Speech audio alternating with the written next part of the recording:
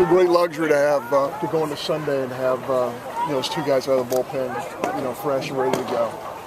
The fact that we didn't have to use Lingren yesterday was big for us. I thought he got a little tired at the end there because he really wasn't getting quick outs. When you strike that many guys out, you got to throw a ton of pitches. So a lot of breaking balls. But I thought he just gave us exactly what we needed. We scored enough. Thought we defended the field pretty well. And I want to tell you, the play of the game for me is when Holder comes in the game and just a wicked hop at shortstop. I don't know what it hit, but we're in a good fielding position. We're squared up to the ball, and Heck takes it really off of his shoulder right here, and he keeps that ball in front. If that ball gets by him, there's one run scored, maybe two, and it changes the whole complexion of the ball game. So the fact that Seth Heck is squaring up to a ball that had a wicked hop and kept it in front was just a big, big play in this ball game. I'll tell you what a team player Jonathan Holder is. The first guy he went and hugged in that dugout was Seth Heck for staying in front of that wicked hop. So that was a great play and a great moment in this ball game. Talk about defense. There are a couple of times Arkansas was up in situations and they popped out bunts that just the right pitches were thrown to get a pop-up instead of a contact. Yeah, they have some new components in their lineup, and Coach Van Horn's a great coach. And I'm sure that they're frustrated with that. And sometimes, when you're on the road, those kind of things happen to you. But Arkansas is a good club. They're going to win their share games in this league. And, I think he'll have them rolling at the right time, just like he always does. Trevor Phipps threw a lot of pitches, but he was very close to getting in that quality start you're looking for. Yeah, I felt like Trevor just kept getting in a 6-7 pitch at bats, and that can't be who he is. He's got to get the ball in play early and quick, and they did a great job fouling off a ton of pitches. But proud of his effort. This wasn't the sharpest he's been. I think his last two times he's been really sharp. This was not one of those times.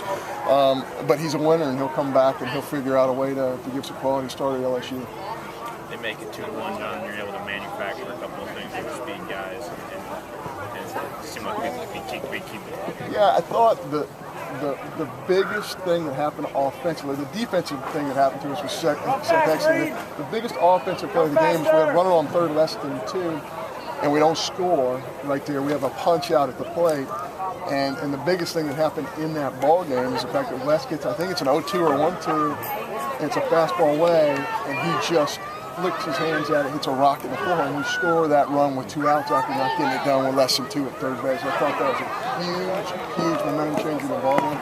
I think our whole bench, our whole team said, okay, that's what we needed to win this ball game, and Wes just came through for us. Dett's kind of the same thing too. You got a runner going, he just kind of reaches out and it makes enough contact to force a ground ball. That's right. Run. That's exactly. We have a runner in motion there, and we're doing that to avoid the double play, which is what can get them out of that inning. And by putting the guy in motion, they can't do it, and that was a great job. In this environment with the wind blowing in, there were some balls hit really hard today by Arkansas that stayed in the yard. The way we have to manufacture runs is with our feet, and by hitting ground balls and putting guys in motion. And our kids did a pretty good job with it today. It's not a best case scenario unless we get the series sweep, but can you just talk about winning the first 3 SEC series overall? Well, certainly everybody's trying to win their series.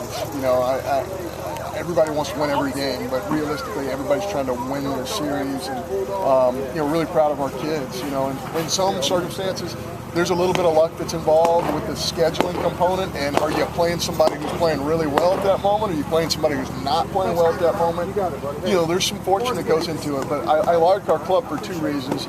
We have not played well the last 2, 2 of the first 3 Friday games. We didn't play on Friday. This was our first game of the series yesterday, and the first game at Georgia. We didn't play well at all. But our kids found a way to come back and win the next 2 games, and that says a lot of the composure these kids have, and really the fact that we have a lot of older kids who have been here before and know how to win under adverse conditions. Is there a double-edged sword component to that, John, when you're going to go to an LSU club that just got swept today and they might be a little ticked off? Yeah, I don't think it's like a football or basketball thing to where you're angry, so you want there's a sense of urgency. LSU's going to play good at home no matter what.